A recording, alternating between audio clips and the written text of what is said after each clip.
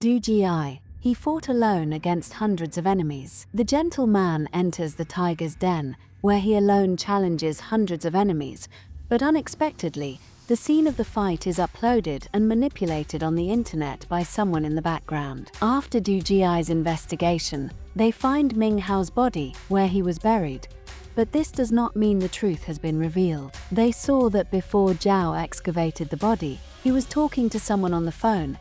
It seems they only dug up the body after getting permission from the other party. Du Ji determines that the person on the other end of the phone is the mastermind behind Ming Hao's death. After excavating the body, they confirm that the cause of Ming Hao's death was a car accident. To take Dongju to the hospital, Manager Zhang plans to transfer Ming Hao's body to the hospital morgue. Along the way, the vehicle carrying the body is hijacked, and Ming Hao's body is also stolen. More unexpectedly, a fire suddenly breaks out in the gymnasium and Li dies in the fire. Zhao, who was involved with him, is also found dead. Go-eun confirms that Li and Zhao were murdered. Du Ji is sure that this act was committed by an unknown person in the background, and this person will also kill Dongju, who is in the nursing home. Du Ji rushes to the nursing home overnight. As per his prediction, several people were trying to move Dongju in a wheelchair. Du Ji, without a word,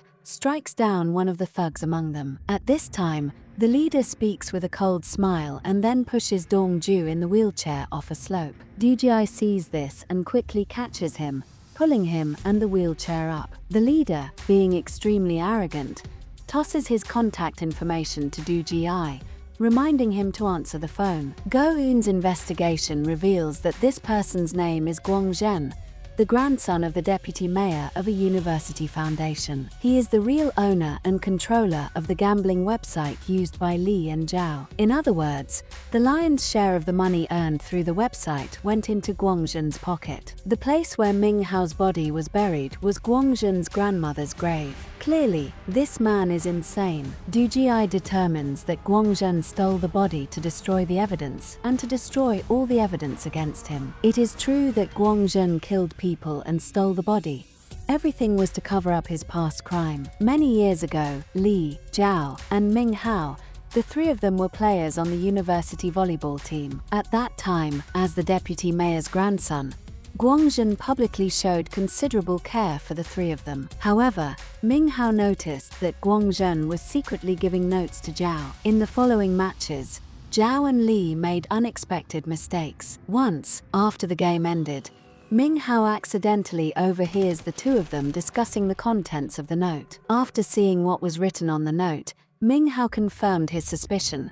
He discovered that the two of them were match-fixing and assisting Guangzhen in manipulating the game. After Ming Hao found out this secret, Guangzhen tries to win him over and recruit him to the team. He promises Ming Hao that if he cooperates, his life will be carefree until retirement. However, Ming Hao was not like Zhao and Li. He was honest and did not want to be involved in wrongdoing. But at the same time, he was hesitant about what to do, seeing his two friends doing bad things. That night, hearing his son's worried voice on the phone, Dongju tells his son to do what his heart desires. Dad will always support you. With his father's encouragement, Ming Hao finally decides what his heart desires. That night, Ming Hao goes to meet Li and asks him to correct his mistakes by surrendering. As a friend on the team, he didn't want Li to get more involved. However, Ming Hao's decision is quickly known to Guangzhen and Zhao. Guangzhen scolds him as ungrateful and beats him mercilessly with a stick. He then hands the stick to Li and tells Li to also hit Ming Hao. To save himself, Li takes the stick and strikes Ming Hao. The injured Ming Hao trembles and leaves the scene, but Guangzhen does not let him go. He then drives his car and runs him over. This is how Ming Hao died. To cover up the incident, Guangzhen instructs Zhao to wear Ming Hao's jacket and appear in front of the stadium camera. After that, the two of them bury Ming Hao's body in Guangzhen's grandmother's grave. In the subsequent hearing, the cowardly Li is pushed as a scapegoat, but since Ming Hao's body was found, he was only sentenced to 5 months in prison. And at that time, seeing Ming Hao's father's despair, Guangzhen was standing next to the courthouse, laughing with joy. After Li died, Zhao takes hush money from Guangzhan and informs him that Minghao's father, who visited the prison, is investigating his son's murder, and it seems he has found out that there are more people behind it. Guangzhen, however, did not care. Then, at his instigation and command, Zhao causes a car accident targeting Dongju. This was the entire truth of the incident. Now Du Jie knows that Guangzhen will definitely try to destroy Minghao's body, and they must start working immediately. That day, Guangzhen calls Du Jie and asks him to come to a specific location. Du Jie arrives there and sees it is an abandoned school. After Du Jie drives in, Guangzhen is not seen, but he calls again. He asks Du Jie to enter through the door on one side of the school and then asks him to come to the school's statue. There was a box in front of the statue.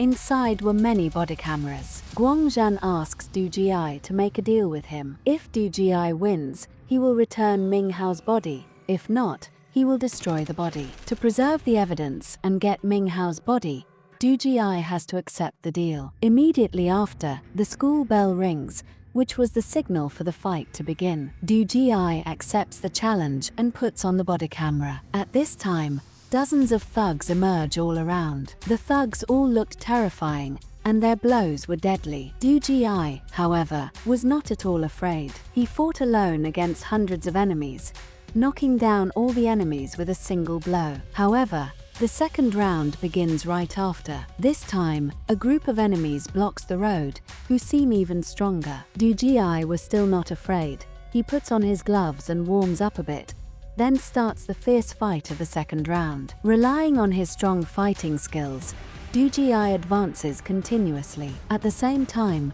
Hoon, working in the back end, sees that the fight between Du Jie and the others is being shown on a foreign dark web for live betting. It is clear that Guangzhen is using Du Jie as a fighting dog and making money with his physical strength. After Du Jie completely defeats the second stage of enemies, the live streaming attracts more people, and the biggest winner is definitely Guangzhen, the controller in the background. However, Guangzhen had underestimated Du Jie and his team. After the second round of fighting ended, Du Jie smashes the body cameras. Hoon uses her hacking technology to hack Guangzhen's gambling control computers one by one. As the computers are hacked, the dark web live streaming stops. Guangzhen becomes enraged. With Hoon's help, Du Jie is able to find Guangzhen. Guangzhen does not back down from his evil deeds and again offers Du Jie cooperation. When Du Jie refuses, he orders his subordinates to fight him. But in front of Du Jie,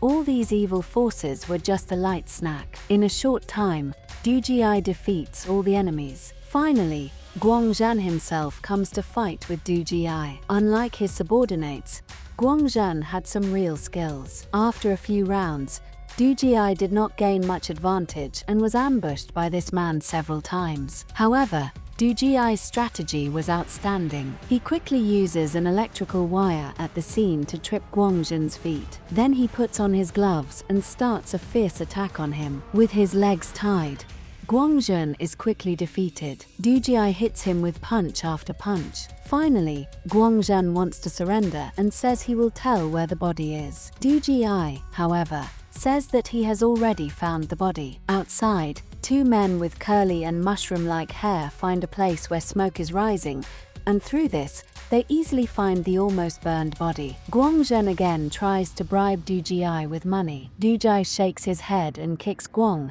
sending him straight into a pit. That pit was prepared by Du Jie as Guangzhen's grave. Even facing death, Guangzhen had no remorse.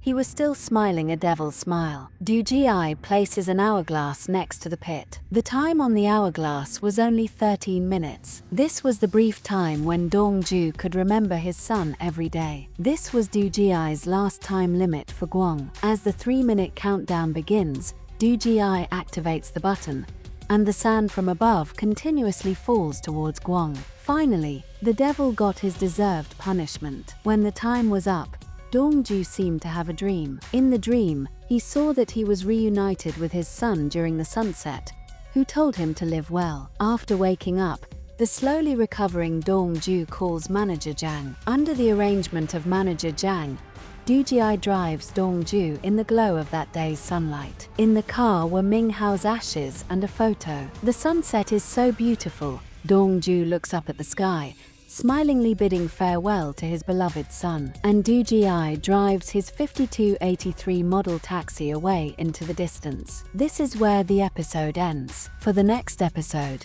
please like, comment on the video, and subscribe to the channel.